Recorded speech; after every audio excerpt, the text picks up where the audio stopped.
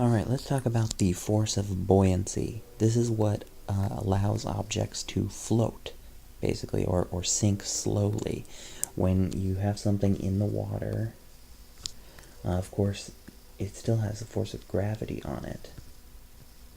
But there's also this force of buoyancy that points upward. Let's use a B, I guess. And so if the force of gravity is greater than the force of buoyancy, it'll sink. And if it's equal, it'll float. And if they're the same, well, it could sink or float, or at constant velocity, or it could hover. It could stay in one place in the middle of the water, which doesn't happen that often, because, well, they'd have to be exactly balanced, right?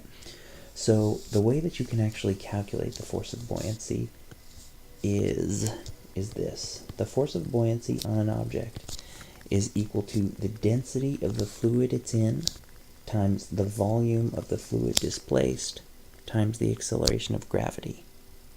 Okay, so that sounds a little bit weird, but in other words, let me see if I can spell it out for us here. So let's say we have a scale. Here's a scale. I put this tray that can catch water on it. Okay, so there's the scale. It's got like a needle or something. I don't know.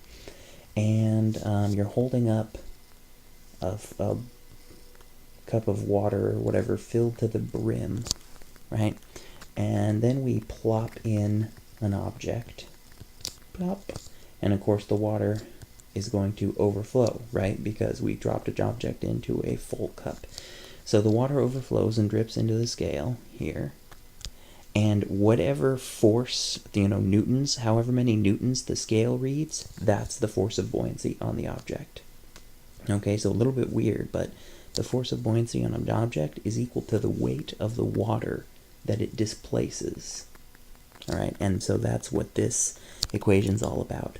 The density of the fluid here, let's see what liquid, I'll say liquid. So the density of the liquid, L, times the volume of liquid displaced times the acceleration of gravity. So density times volume, well, that's just mass. So we do have that this is a type of mg, right? This is the mass of the liquid times gravity.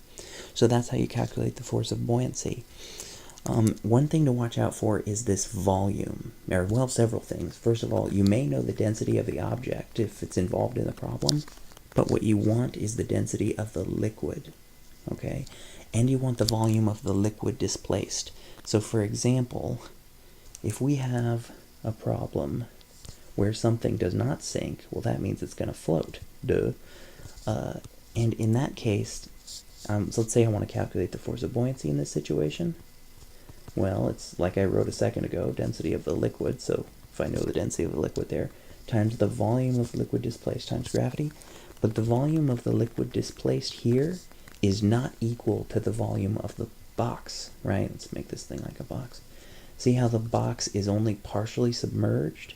So only this part is displacing water. And so the volume of that shaded area, that shaded volume right there, that is the volume of the liquid displaced. So that's what you need to calculate the force of buoyancy. But if you do have the case where the object was completely submerged,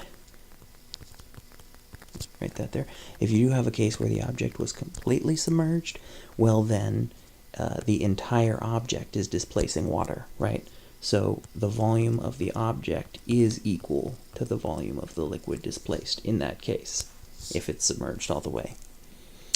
All right, so that's just a bit about the force of buoyancy.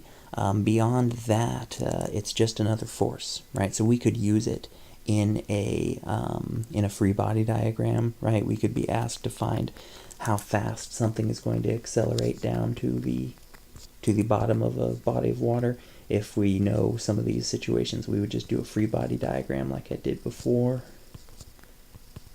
and do the sum of the forces equals mass times acceleration equals force of buoyancy minus force of gravity. So hopefully you've done something like this before, right? And we could solve this for acceleration or whatever, assuming we knew enough stuff. So that's just a little bit of an overview on the force of buoyancy.